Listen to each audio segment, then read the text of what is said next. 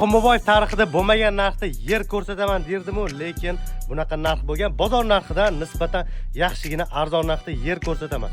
Ko'rib turganingizdek, to'g'ri burchak, qup-quruq yerimiz.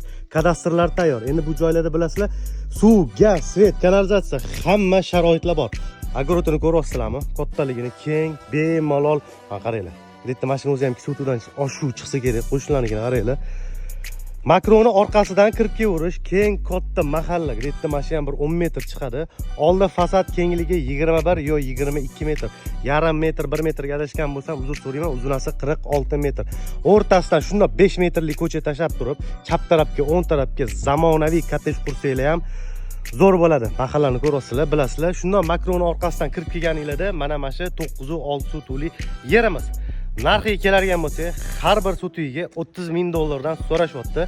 Egalar nomerini pastda qoldiramiz, bizning nomimizdan chiqib telefon qilsanglar, tunatiga o'tib ham berishadi.